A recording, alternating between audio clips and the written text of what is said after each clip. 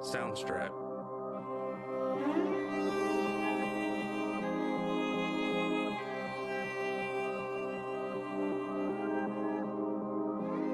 Soundstrap.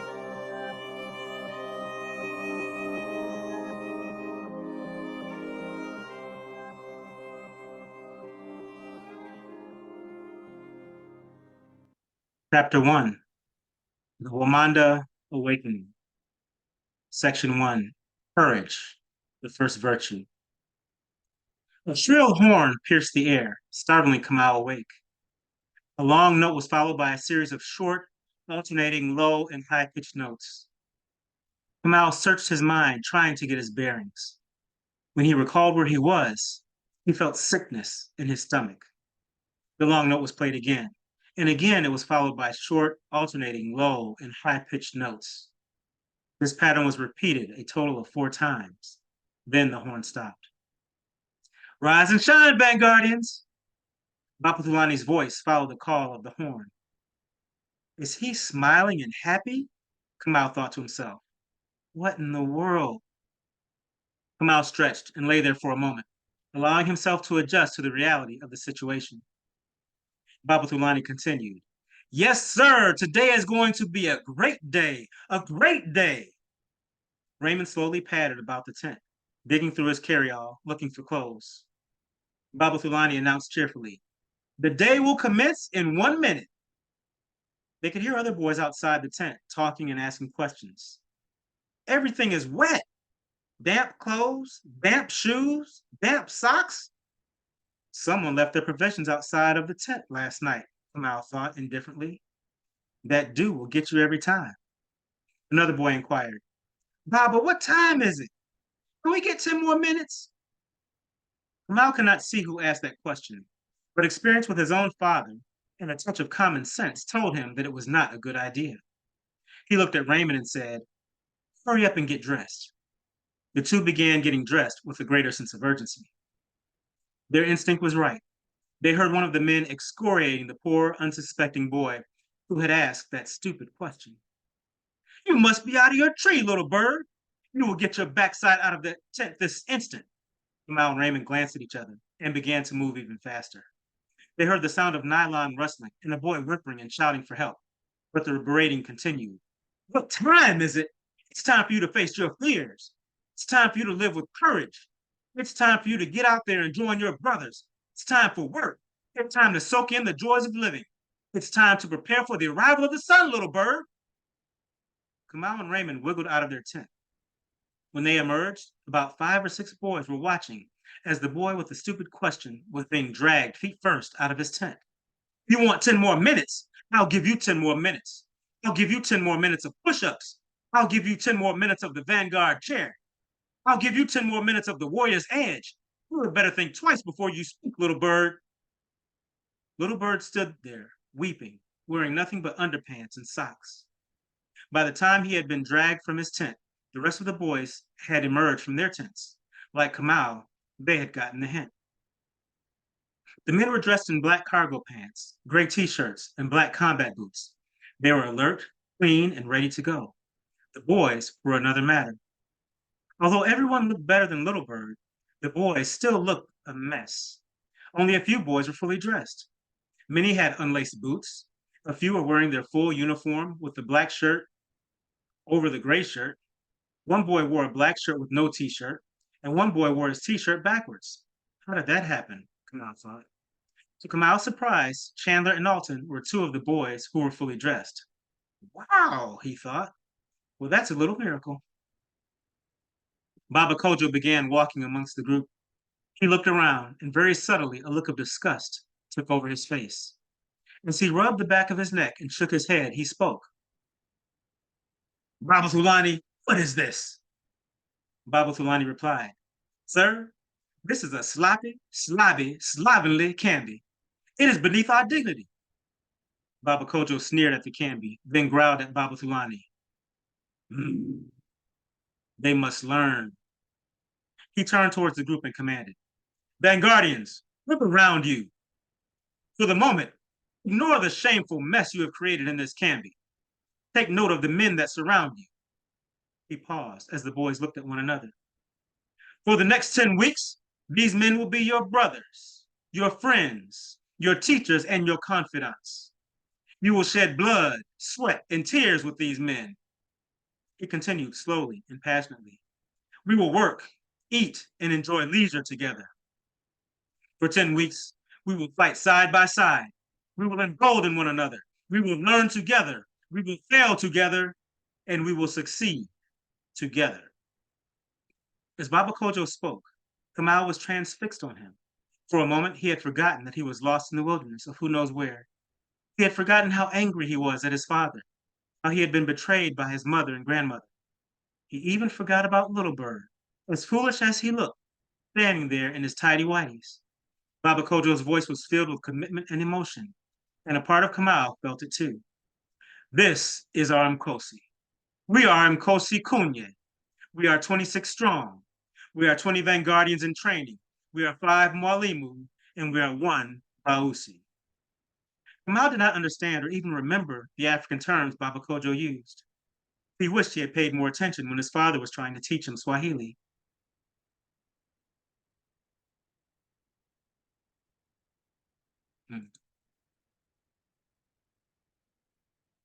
Baba Kojo then commanded, Vanguardians, introduce yourselves, as he gestured towards Chandler. Recalling the lesson from last night, Chandler threw his head back and yelled, Chandler Gardner, sir! Once again, he was visibly tired and worn out. The faint trace of a smile passed quickly over Baba Thulani's face. Baba Kojo nodded and responded. Okay, he repeated it. Chandler Gardner. He addressed the group. Let's welcome him. Everyone responded in unison. Welcome, Chandler Gardner. Upon hearing his name, Chandler smiled. Baba Kojo then gestured to Alton. Alton, introduce yourself. Alton Bailey. Again, Baba Kojo led the Mkosi in welcoming Alton. Each of the 20 boys, the 20 young Vanguardians in training, gave their names. They learned that Little Bird's name was Charles Hall. After this morning, no one would forget his name. Baba Kojo then commanded, Mwalimu, introduce yourselves. Baba Thulani stepped forward cheerfully. Baba Thulani. Without prompting, the Vanguardians responded. Welcome, Baba Thulani. There were 5 Mwalimu. Kamau already knew the names of 2 of them, Baba Kojo and Baba Thulani. In the full light of the sun, Kamau noticed that Baba Kojo had 3 patches of freckles. One patch covered the bridge of his nose, and the other 2 covered the tops of his cheeks. His ears also turned bright red when he was angry. He learned this morning that Joan's name was actually Baba Abiola. The other 2 were Baba Kahuthia and Baba Chenua. Baba Chenua was the tallest of the Malimu. He had small, ferret-like facial features. His facial expression was not friendly like Baba Thulani, but it wasn't threatening either. He was a thin, unassuming, soft-spoken man. Judging from looks alone, he seemed to be the most approachable of the Malimu. So it came as a surprise when Kamau learned that it was Baba Chenua who so violently dragged Charles Littlebird Hall from his tent. Baba Kahuthia was a stout, brown-complexioned man. He was built very much like Baba Ojore, but he was just a shade shorter and not quite as thick, and his presence was not quite as commanding. He must have been a quiet man. Kamau did not recall hearing him speak at all prior to the introductions. Despite his quiet demeanor, it was clear that Baba Kahuthia was not to be taken lightly. Kamau could see in his eyes that he had tremendous resolve and confidence. These 5 men comprised a tremendous force. They reminded Kamau of the awe and fear that his own father inspired in others. Well, this is great, Kamau thought sarcastically. I've just exchanged 1 ruthless taskmaster for 5, probably 6. Who was this other man? Section 2, Baba Ojore's inspection. No sooner had Kamau thought about the Bausi than Baba Ojore came into view. He seemed to appear out of nowhere. He wore the same black pants and gray t-shirts as the Malimu, except the black shirt he wore had a hood on it. And as he approached the Kambi, Kamau noticed the Malimu became sterner in their demeanor and rigid in their posture. if that were possible. As he approached, Baba Joy's face transitioned, first from joy, then to disgust, then to confusion. Although everyone could hear him, he spoke as though to himself, slowly, and in a tone of shocked disbelief. What in the name of all that is righteous and just? Then, as if he had a revelation, his head snapped. Baba Kojo. Yes, sir? Baba Jory looked at Baba Kojo as though searching for an explanation. Your Nkosi must have been attacked by a band of gypsies last night. Is that what happened? Baba Kojo replied curtly, No, sir.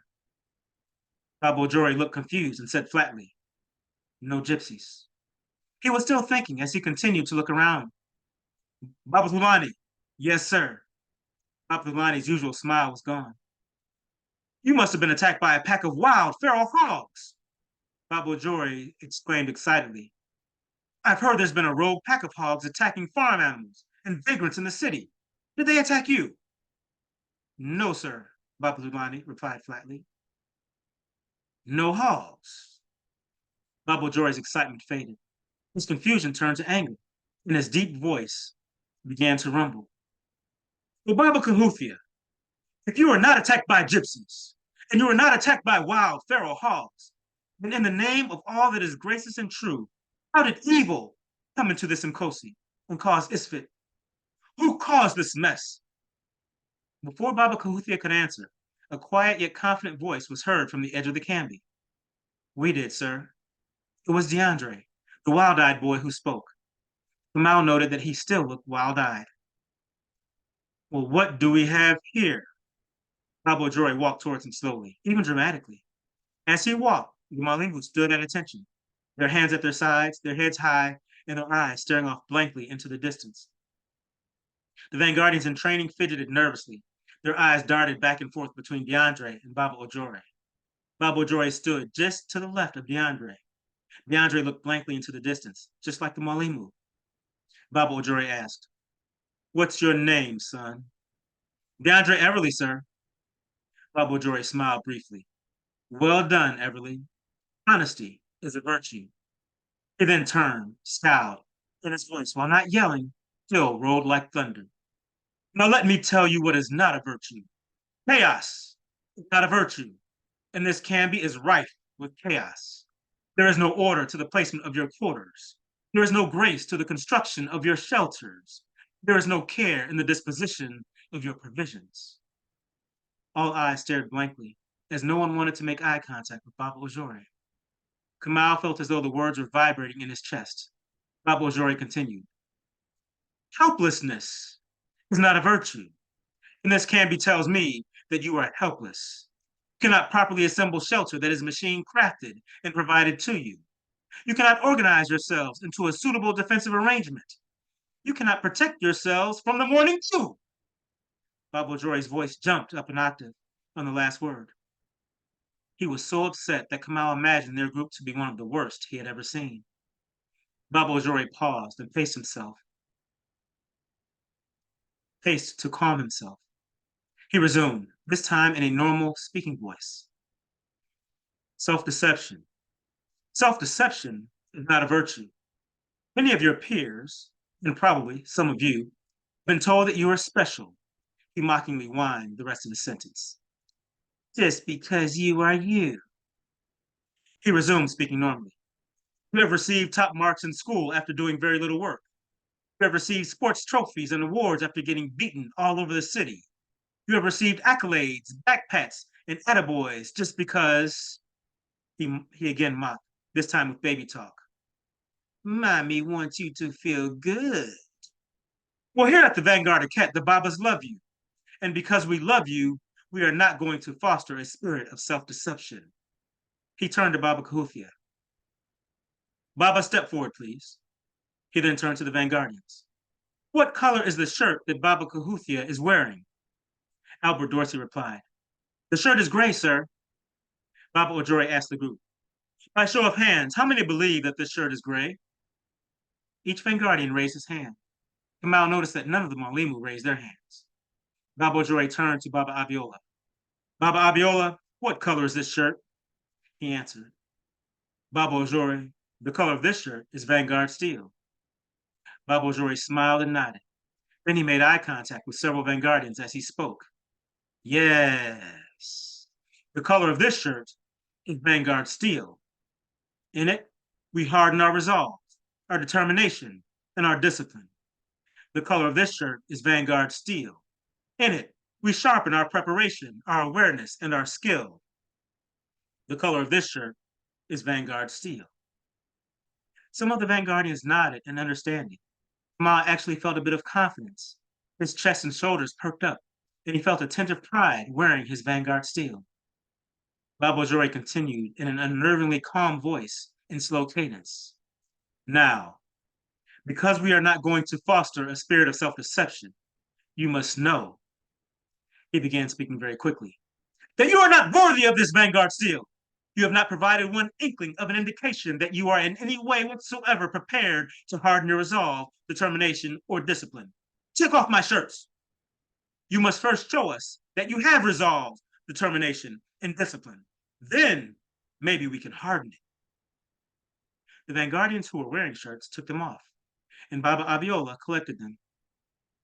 Baba Ojore commanded, Baba Kahuthia, give these ginks their shirts. Baba Kahuthia passed out three pink shirts of the appropriate size to each of the Vanguardians. While he did this, Baba Ojore continued, Beverly, what color are these shirts? The Andre hesitantly responded, These shirts are pink, sir.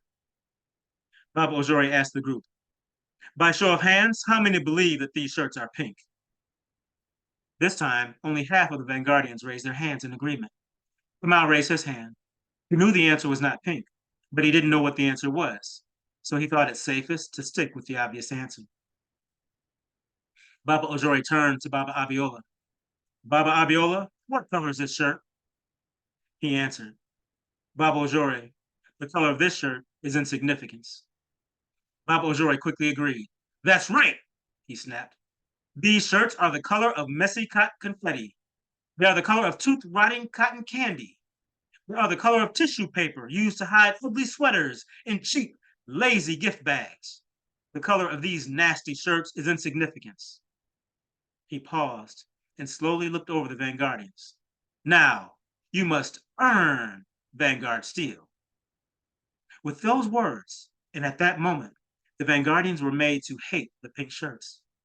Kamau cringed as he put his on. While they put on the shirts, Baba Ojore stood in front of Charles Hall, who now looked even more foolish, standing there in a pink shirt and tidy whities. What's your name, boy? Charles Hall, sir, he replied solemnly, with an appropriate measure of shame. Baba Ojore narrowed his eyes. Charles Hall, if you ever present yourself to this Nkosi in such a shameful manner again, I will run you to the never mark. I will run you until your ankles swell up to be as thick as your thighs. I will run you to the Ohio state line and then make you run the perimeter. You understand me? Yes, sir, Baba Ojore commanded. Dignify yourself. Charles Littlebird Hall couldn't get into his tent fast enough. Baba Kojo, when these boys are no longer ginks, then I will train them. De-ginkify these boys. Do it quickly and by any means necessary. Baba Ojore then walked away from the canopy. As he left, he placed his hood on his head. Kamau must have been distracted because he never saw exactly where Baba Ojore went. He just seemed to fade away. The Malimu all looked at Baba Kojo. Some looked angry. Baba Thulani, who looked uneasy, asked, How do we de-ginkify these boys? Baba Kojo's face was a mask of fury. He turned slowly from Thulani, looked over the sea of pink shirts, and growled out one long, one-word response. Pain. Section 3. An old friend, O'Leary. As Timothy stepped through the glass entry doors and looked around, he noted that Coordination Center 2 was surprisingly quiet. It was only about a quarter of the capacity one would typically find for a project that was nearing release. Seeing him enter, Anand Devi approached with a broad and genuine smile. Welcome, my friend. I have heard you're looking for me. Anand, the clean-cut, slight-built man, was one of 9 research coordinators in the nanotech division. He didn't report to Timothy, but the two had worked on projects together in the past, and they had a very good relationship. When they had first met, Anand was a lab specialist who had just arrived in the US. He had a wife and 3 small children, and very little money, no extended family, and no social support. Even the Indian Affinity Group, which comprised the majority of the research workforce at Tech Inogen, seemed to ignore him. To make matters worse, his English was very poor, and many of the whites, which comprised the majority of the administrative workforce, avoided him. So he had no support, but he was an insanely hard worker and a very good scientist. Seeing this, Timothy reached out to him. Timothy and Daphne visited Anand's home and met his wife, Kayuli, and their children. They both liked Kayuli. He was fiery. The Devis were living in a rundown, drug-infested slum. Timothy helped them to get out of the lease, and Daphne helped them to find a modest home in a safe neighborhood. She also helped Kayuli to get the children enrolled in school. Anand had no car. Initially, he took public transportation, but he was mugged twice. So he started taking a cab, which he could not afford. Timothy helped him get a driver's license and purchase a car. Timothy had seen many internationals come to the US for school or work, but he had never seen any as isolated or as destitute as Anand. One afternoon, over lunch, Timothy asked Anand why he had no support. The story Anand told was horrific. He told Timothy about his upbringing in abject poverty. As a child, he lived in a box on the side of the road. He began working at 6 years old, cleaning out latrines. His father was an alcoholic and took the little money Anand earned to buy cheap liquor. When he turned 8, Anand left home and wandered the streets as a beggar. He was 10 when he met Kayuli. A group of 3 drunk men were beating her in the back of a garment factory, and they were about to take advantage of her. He ran at them with a heavy metal pole. As he swung the heavy pole, trying to fight the men, they were humored by his bravery. They forgot about Kayuli, and she ran away. Once the novelty of Anand's bravery wore off, the men took the pole and beat Anand. In his drunkenness, one of the men tripped and hit his head on a concrete step. Seeing this, the other 2 ran off. Kayuli had been watching from a nearby hiding place. When the men were gone, she came back and tended to Anand. After a few days, when he was mostly healed, Anand and Kayuli agreed to take care of each other. They would each be family for the other. They also vowed that they would no longer be poor. From that day, they began working and saving. They cleaned latrines and sewers, removed the bodies of dead animals, scavenged for recyclable trash, anything that would earn them money. They both took classes, learning to read and write whenever they could. Over time, they had saved enough to rent a shabby apartment. They continued working and saving. Soon, they were able to buy and resell little trinkets and food, and they continued to work and save. By the time they were old enough to marry, they had saved enough to open a small shop. Money was scarce, so they lived in the back of the shop. In addition to taking care of their growing family, they used the money earned from the shop to put Anand through college. Soon after he completed college, they moved to the US. Hearing his history, Timothy understood Anand and his situation much better. Both he and Kayuli were estranged from their families as young children, so they had no extended family of which to speak. Both were Dalits, or untouchables. Timothy recalled that the concept of Varna in Hindu is thousands of years old. It organized Indian people into 4 groups: Brahmins, the class of priests; Kshatriyas, the class of rulers and warriors; Vaishyas, the class of artisans, merchants, and farmers; and Shudras, the class of laborers. But ancient Hindu texts make no mention of Dalits, the class of impure or untouchable people. This is a concept introduced by the British in the 1900s. It helped them to divide and control the Indian people. Poor Anand, Timothy thought. Here he is, thousands of miles from India, and decades from British colonialism. But the British still have him divided from his own people. And his white coworkers won't even speak to him because his English is a little rough. From that point on, Timothy looked out for Anand and supported him in his career. In return, Anand had been a faithful friend. Anand, you are the one. Timothy greeted him with a firm handshake and hug. I appreciate you taking the time to chat. Of course, it's no problem. As they walked to Anand's glass-walled office, Timothy got straight to the point. Nan, I have a project coming up and I want your nanotech research group on it.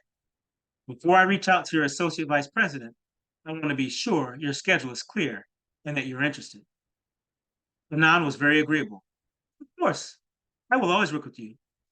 But we have a project ongoing. When does your project start? Anan, I'm planning ahead. The start time is flexible. It can start in 1 day, 1 month, or 1 year. When do you think you will complete the current project? Anan hesitated. I don't know. This is a very big project. We don't have a specific time frame. Very big. During a look of surprise, Timothy turned and surveyed Coordination Center 2. It doesn't look very big. You only have a handful of people working. Yes, we are working earlier than normal, Anan replied. Timothy pressed him. Project coordination takes 2 to 3 months before release. 4 months tops. How much earlier could you be working? Anan seemed a bit uneasy. This is a different kind of project. Timothy seemed to be thinking. Is it a product release? Maybe we could make an outside estimate of the time. Although this project was highly secretive, and he had signed a non-disclosure agreement, Anan trusted Timothy completely. He stood to close the door, and he spoke with his back to the room, so no one could see his mouth moving. This is not product release. We are managing the launch of the SCV Fitzroy. We will also serve the command center during the exploration. This project could last up to a year. We are scheduled to launch in just over 6 months. We can talk more later. Timothy worked to keep his face impassive. He nodded and replied, yes, thank you. Anan opened the door and they shook hands as Timothy left. Thanks, Anan. Give my best to Kaiuli. Hug and kiss the kids for me.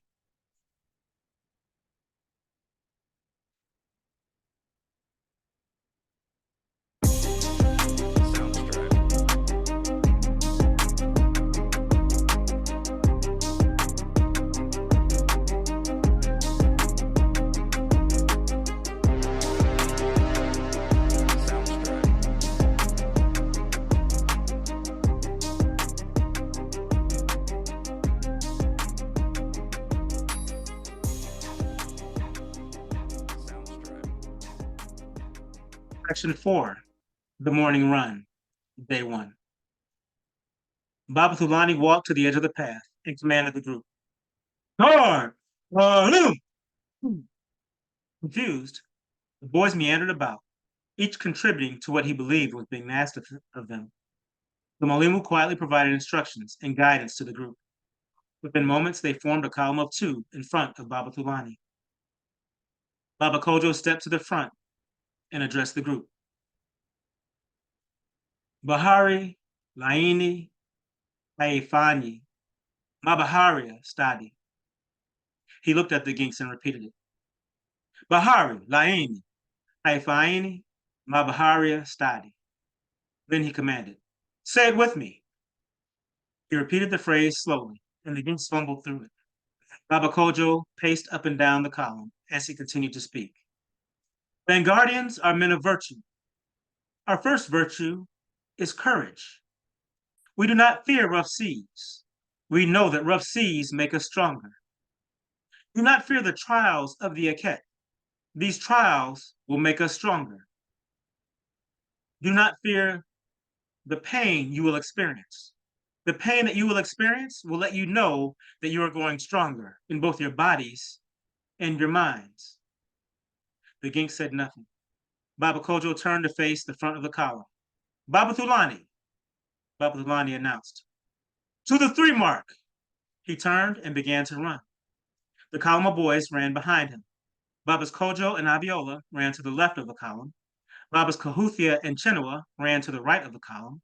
The Malimu were evenly spaced along the length of the column. Kamau and Raymond ran side by side. There were 2 pairs of boys between them and Baba Thulani. DeAndre and Bongani were first. Amari and his quartermate Carl were second, followed by Kamau and Raymond. One of the first things Kamau noticed was that the t-shirts the Malimu wore. The Vanguard Steel had a quote on the back. I have freed thousands of slaves and could have freed thousands more if only they had known they were slaves. Harriet Tubman. Over the course of the run, Kamau read that quote several times. It confused him. How could slaves not know they were enslaved? About 5 minutes into the run, commotion was heard from the middle of the line. Some of the boys were not keeping pace, and the Mwalimu ordered the boys to hold the line and keep the line straight. This went on for a few minutes until finally Baba Chinua shouted, "Stragglers, all out!" Baba Abiola slowed his pace and commanded, "Tighten the line!" Kamau looked back as best he could, but it was hard to keep pace and also look back. After a time, there was a turn and the path curved so completely that the group was running back in the direction it had come. When this happened, Kamau could see the back of the column on the path behind him. There was no longer one column. There was one column up to Kamau and Raymond. Between them and the next pair, there was a space big enough to drive a car through. After that pair, there was a space twice as big, followed by a small mob. Kamau didn't have any idea how far they were running, but he knew he had never run this far before. It seemed they would never stop. The path had changed from gravel to asphalt shortly after they had begun running, and his feet hurt with every step. He struggled to breathe and noticed that Raymond was panting very hard as well. To make matters worse, the Mwalimu repeated the Swahili phrase, Bahari Laini, Haifanyi, Mabaharia Stadi, throughout the run, and made the Ginks repeat it. Kamau had no idea what it meant, but about halfway through the run, he could repeat it without help. As they continued, Kamau realized the path was shaped like a large snake. At each curve, there was a small stone obelisk about 2 feet high. After the second turn, Kamau was able to see the remainder of the line much better. It didn't have large gaps, and it looked more like a line, but it was not straight. Most of the boys ran slightly to the outside of the man in front of them, so the line began to look like a V. As they approached the third obelisk, Kamau breathed a sigh of relief, and 5 of the first 6 boys began to stop, thinking they had reached the end. Only DeAndre kept pace with Baba Thulani, who made the third turn at the obelisk and continued running. Seeing them slow, Baba Abiola encouraged them. "We are not there yet. Keep it moving. Don't count the obelisk. Read the marks." Kamau, Raymond, Amari, Carl, and Vongani picked up the pace and reformed the line. About 5 minutes after the third turn, Kamau again saw the stragglers. There were 5 boys, Chandler, Alton, and 3 other pudgy boys. Chandler and the 3 pudgy boys had given up all pretense of a run, and they simply walked. Not Alton. Alton was determined. The problem was, he couldn't run. He was shuffling so slowly that the other stragglers' walking pace matched his shuffle. That was the last time Kamau would see the stragglers on that run.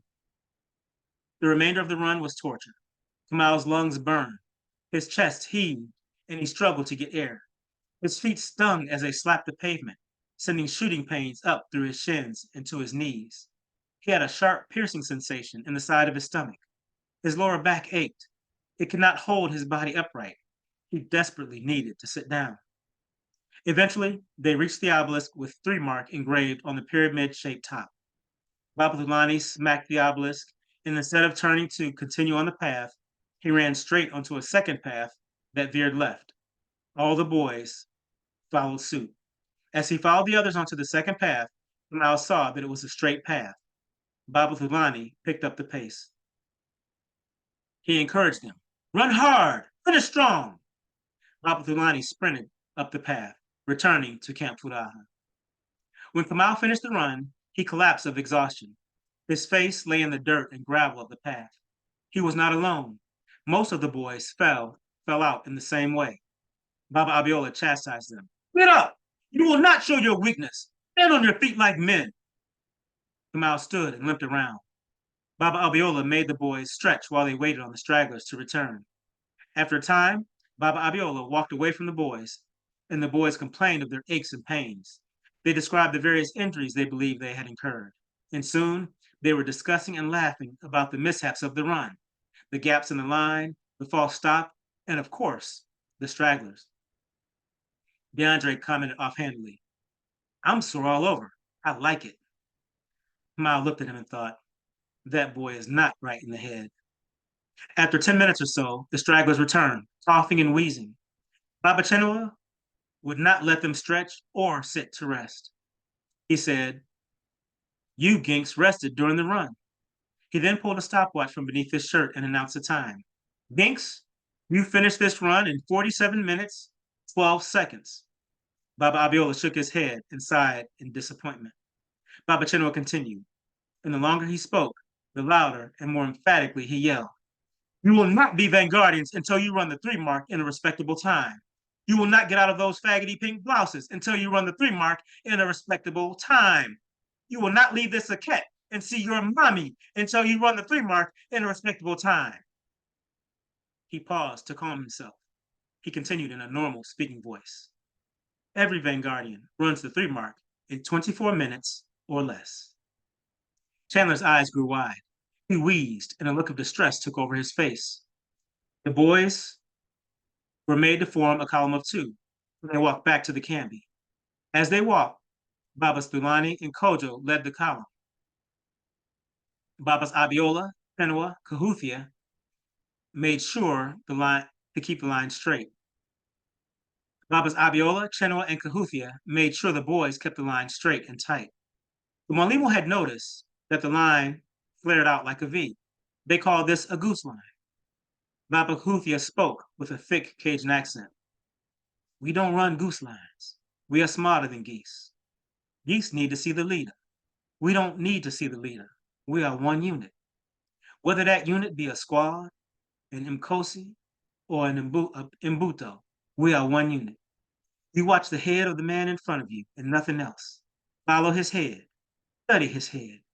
You should know every pimple on that man's head. You should know the number of hairs on the back of that man's head. You should know the size of each follicle that holds a hair on the back of that man's head."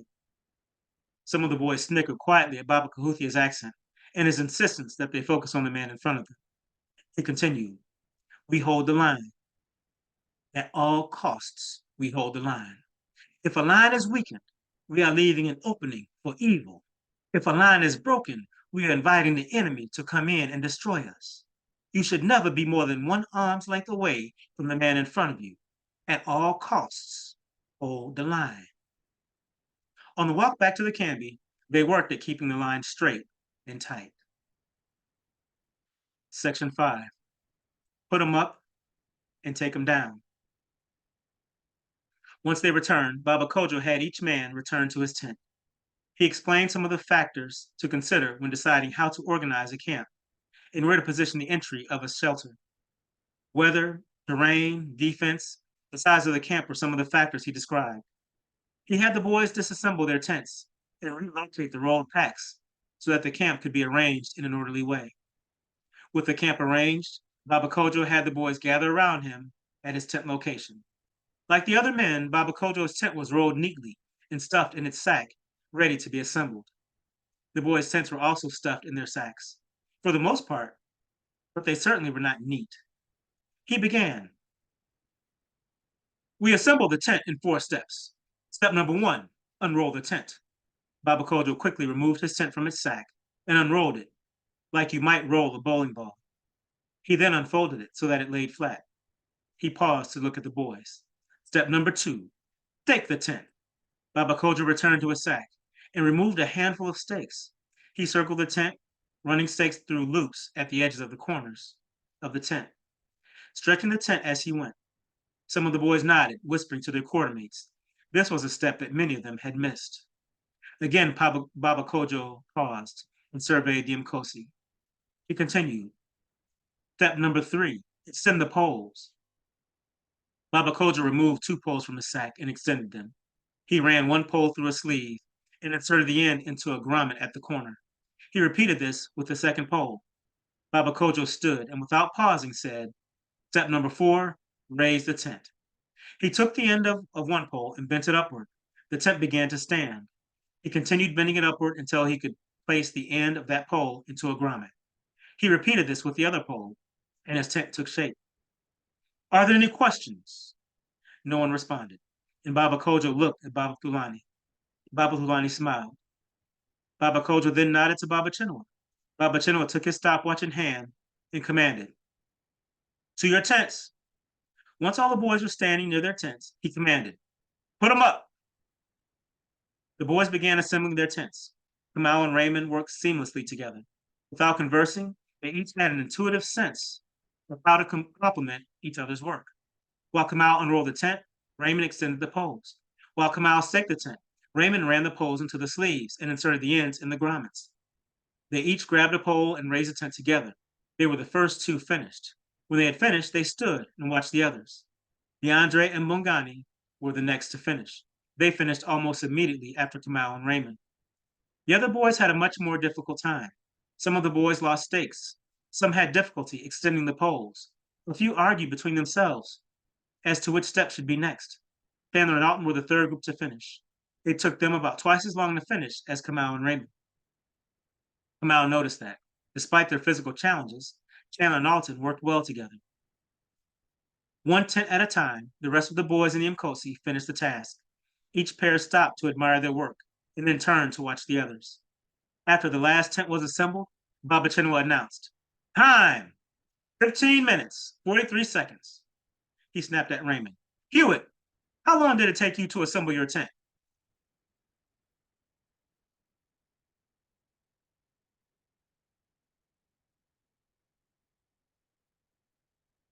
Raymond replied nervously, Uh, about 3 minutes or so, sir? Baba Chinua gave Raymond a piercing stare. "I'm asking the questions, Hewitt. How long did it take you to assemble your tent?" Raymond gathered himself and responded more assertively. 3 minutes, sir. Baba Chinua replied curtly. "No." He then turned to the others. "Does anyone know how long it took Hewitt and Njama to assemble their tent?" Most of the boys stood quietly, not daring to speak. But Kamau noticed Charles Littlebird Hall. For some strange reason, Charles Hall seemed to be itching to open his mouth. He was fidgeting and just dying to draw attention to himself. Kamau snickered in his head and thought to himself, "Don't do it, little bird. Didn't that pie hole cause you enough trouble this morning?" Baba Chinua must have noticed Little Bird's anxiousness. He walked up to him, aimed his piercing stare right at Hall, and snapped, "Hall, are you able to improve upon the silence?" Poor Charles was cowed into good reason. His shoulders slumped. He looked down and muttered, "No, sir." Baba Chinua cocked his head and bent over slightly to look directly into Hall's eyes. "Say it like a man, Hall. There are no doormats in this group." Charles stood erect and responded with a bit more bass and volume. "No, sir." Baba Chinua growled, "Good." As much as Kamau enjoyed a good show, he was glad to see that Charles saved himself from further embarrassment. After a lengthy silence, Kamau finally spoke. "Baba Chinua, it took Hewitt and Njama 15 minutes, 43 seconds to assemble their tent." Baba Thulani nodded and smiled. Baba Chinua spoke to the group, but he addressed Raymond. "Hewitt, does the horse's nose criticize the horse's tail for arriving late?" "No, sir," Baba Chinua continued. "No, it does not. We are one unit. We are one Mkosi. And right now, this Mkosi is too slow. Every Vanguardian assembles a prefabricated tent in 3 minutes or less. Today, you will work on it." After a pause, he took his stopwatch in hand and commanded, "Take them down." The boys disassembled their tents. Most did so haphazardly and sloppily. Poles weren't collapsed, stakes were unaccounted for, and tents weren't rolled tightly. Over half the tents would not fit into the sacks. Baba Kojo went through another demonstration. This time he gave four steps for disassembling a tent. It took 12 minutes, 32 seconds for the last tent to be properly disassembled and stuffed away. After explaining to the boys that a Vanguardian was expected to disassemble a tent in 90 seconds or less, Baba Chinua again commanded the boys to put them up. Once the tents were assembled, he commanded them to take them down. Baba Chinua continued with this drill for hours, and with each assembly and disassembly, he reported the time. Kamau didn't know how many times they assembled and disassembled the tents. But the novelty of the exercise had worn off quickly, and he grew irritated after assembling the tent 5 times. After assembling the tent 8 times, he began to hate the boys who still couldn't get it. In his mind, Kamau called them tent stragglers. The Malimu worked patiently with tent stragglers, giving them tips on how to work more quickly, how to work together, how to keep track of of the tent materials. Why couldn't these fools get it? It's not rocket science. It's a tent. His hatred for these boys grew. They were responsible for this drudgery and waste of time. After assembling the tents 12 times, his hatred turned to Raymond because he was so pathetically cheerful and friendly. That boy wanted to grin about as much as Charles Hall wanted to talk. Soon after, his hatred turned to the Mwalimu because they wouldn't let it go. No one sleeps in tents. We have houses for sleeping. 3 minutes, 30 minutes, 30 days. Who made up these times and who cares? Why am I still doing this drill when I obviously know how to put up a tent? And of course, he hated his father all over again. The one person responsible for sending him to this wretched place, surrounded by these wretched people and engaged in this wretched waste of time. With each repetition, put him up, take him down, his hatred grew. He withdrew within himself, and his animosity became apparent to those around him. Where the other boys became fatigued, Kamau became enraged. No, Kamau didn't know how many times they assembled and disassembled the tents. He lost count after 17. When finally the boys were able to complete the assembly in under 3 minutes and the disassembly in under 90 seconds, Baba Chinua announced, "Task complete." Many of the boys cheered and high-fived one another. Kamau rolled his eyes. He was too disgusted to find pleasure in that moment. Seeing the boys' excitement, Baba Kojo addressed the group. "You feel accomplished. That is good. Accomplishment is essential. But in the midst of accomplishment, it is important to have perspective. Remember, Vanguardians, remember, Vanguardians do not foster a spirit of self-deception." The Mkosi was quiet as the boys listened. "In these past few hours, you learned to assemble a tent. It is a tent that you did not make. It was made for you. It is a tent that you did not buy. It was purchased for you. Now, if one day you should find yourselves homeless and someone in their generosity should give you a tent, you would be slightly less helpless on that day than you were yesterday." The Mkosi was visibly deflated, and Kamau laughed in his head. "Ha ha ha, that's right, Baba, tell him." Baba Kojo continued, "Today's accomplishment is one step, but it is a small step. It is a long way from self-determination. One day soon, you will make primitive shelter. You will build simple homes, like log cabins, huts, and yurts. You will build elaborate modern homes. You will build commercial buildings, and you will establish multi-million-dollar companies that specialize in the construction trades." When he finished, Baba Thulani commanded, "Guard! A column formed quickly in front of Baba Thulani.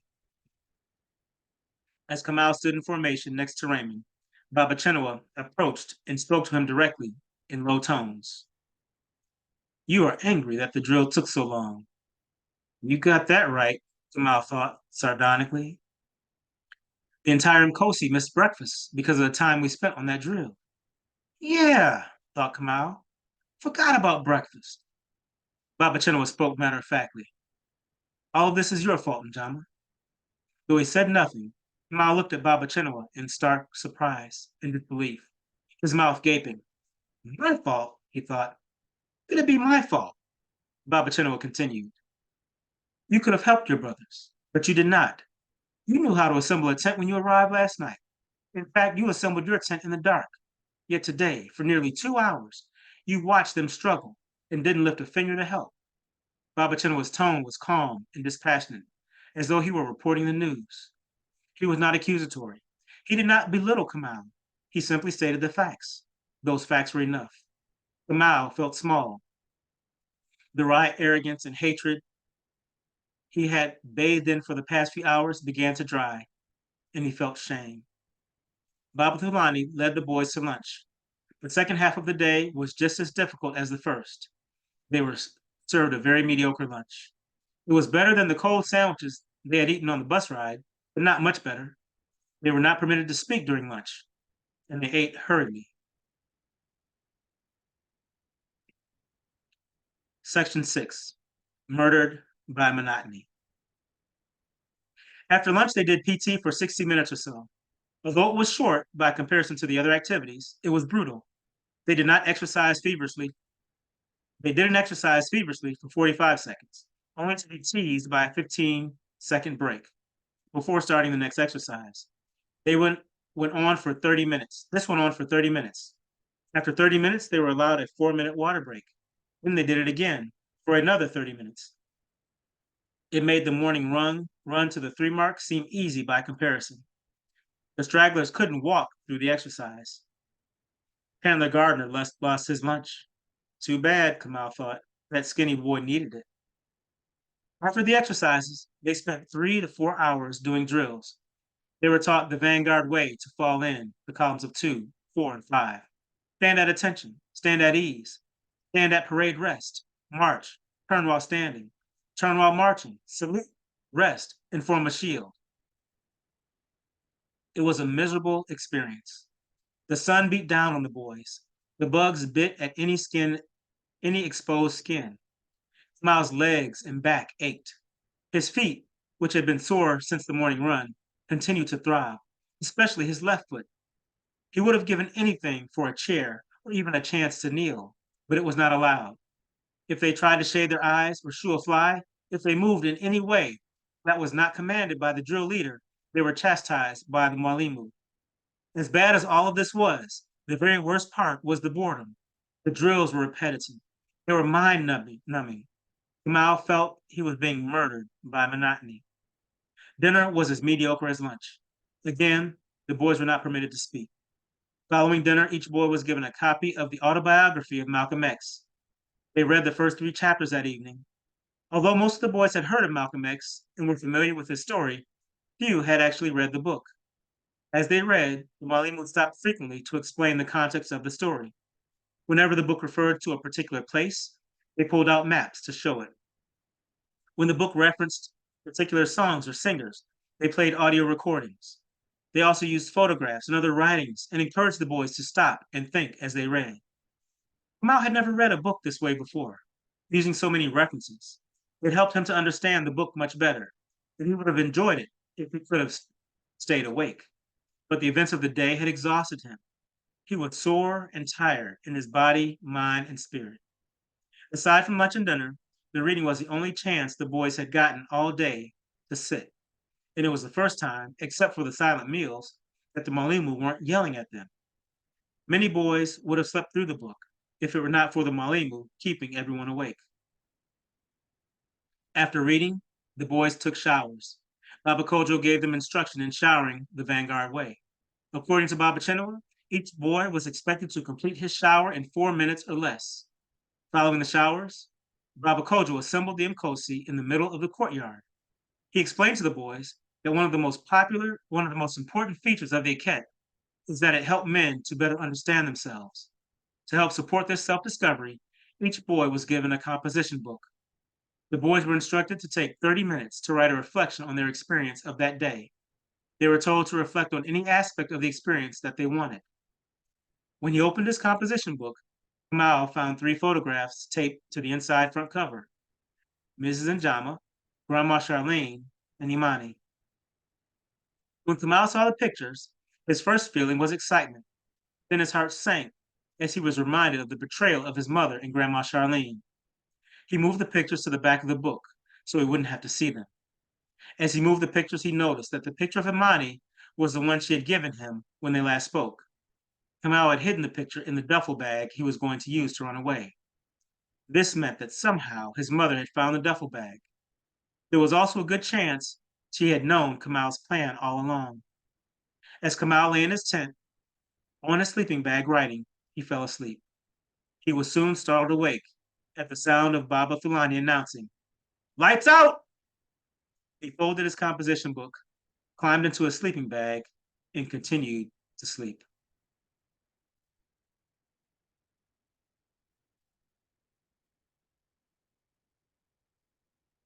Okay, that is the end of chapter 1 of book 1.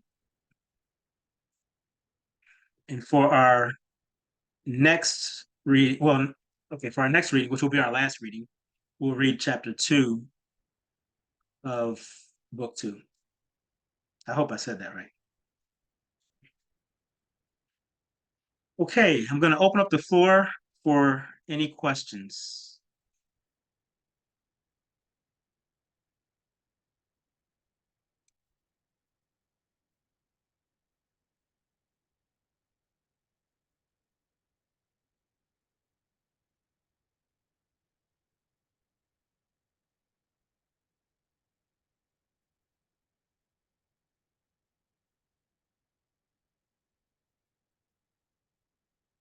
This is one of the skills we try to teach teachers.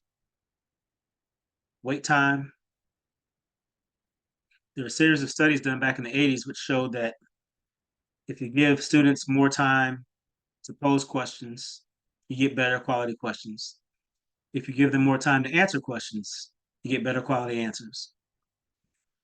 We didn't need studies for that because our grandmothers taught us to think before we speak, and we just want to give us time to think before we speak.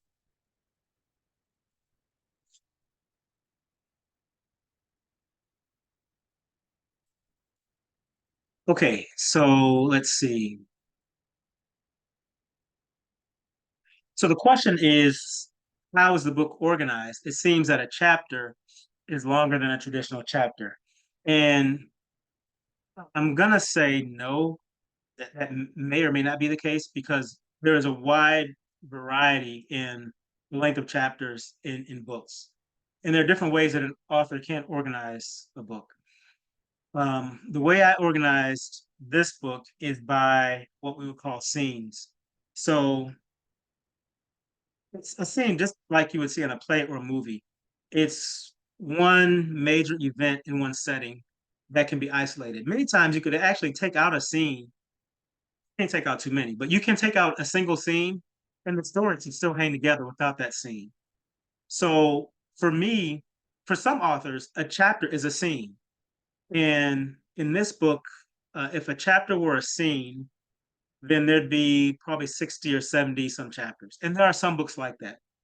Um, in other books, a set of scenes will be brought together to comprise one chapter. And that's how this one is structured.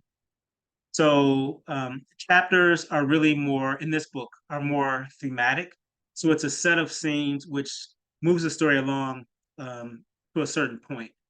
And the theme of the chapter that we just read is really Kamau's introduction into this Maquette experience. So it gives us a chance to see what it's like for him when it first begins and to get a sense of his initial response to it. The next chapter is something of a transition because he's frustrated with the experience and he has an incident which forces him to make a choice as to how he's going to continue engaging in this experience. So those two chapters are those two broad events are separate because they're two different themes thematically in the progression of the story.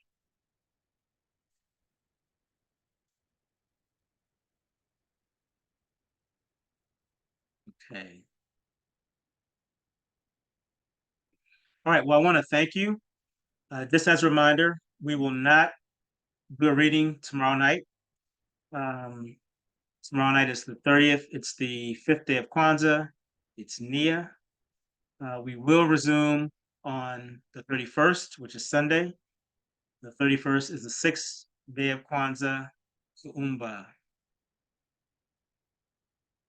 Okay.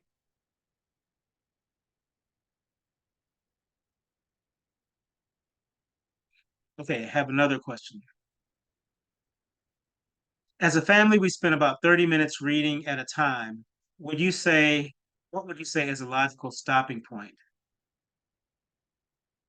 Okay, great. So in terms of you, I wouldn't say that you have to read an entire chapter to have a stopping point. So within each chapter are sections, excuse me, and I've been reading the sections. The sections are what I call scenes. And so the last section we read, well, it actually wasn't the last section we read, but the section in which I made a transition graphically where we went from the wooded area to the path on the PowerPoint, that section was section 4. It was the morning run. And I read that section and then I read two more sections. So that were 3 sections from that point to the end of the chapter. And I think it's easy to stop at the end of any section. Sections are much shorter. Um, you get through, so in this chapter, there were 6 sections, and it took us about 50 minutes or so. So, I don't know what's the math on that, maybe 8 or 9 minutes per section. That's much more manageable to fit your evening reading into the 30 minutes if you go by the sections. And then the last question, will I release a recording? Instead, I will not release a recording. So There will not be a recording for tomorrow. There just won't be anything. I am going to send out a message to our backers and to my email list, encouraging everyone to take tomorrow to look at the readings that they have not seen. So right now in Kickstarter, 2 of the readings are posted, and I'm going to work tonight to post this one and then the very first. So there will be 4 readings posted tomorrow. And those who are interested and able to attend can just, instead of attending, just view 1 or more of those 4 readings. And then we'll pick up with the 5th reading on Sunday. Okay. Question. Are any of the characters based on real people, or are they completely made up? Okay, so I've mentioned this a few times, which I don't mind sharing again. But again, this is my retelling of a story that was told to me. Now, I can confirm, based on the young men that I met, that some of these characters are real people because I met them.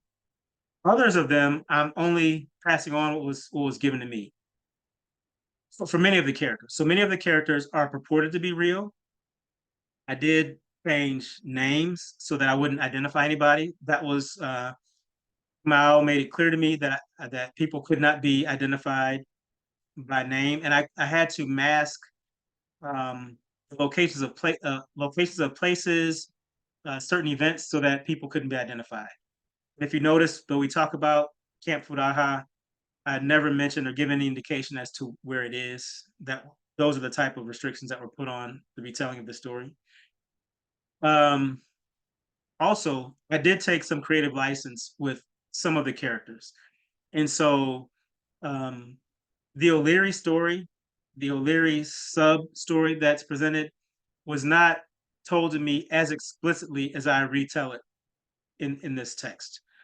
Elements of it were shared with me, in as much as there are elements that are parallel and impact the primary story.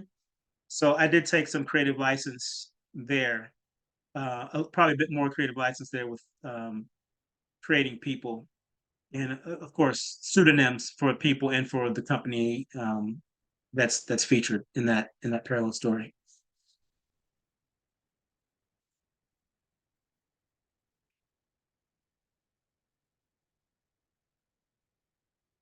Okay, I thank you all. I appreciate your support. Your excitement about the book has me excited about the book and also about future projects. So I look forward to seeing you on Sunday. Bye-bye.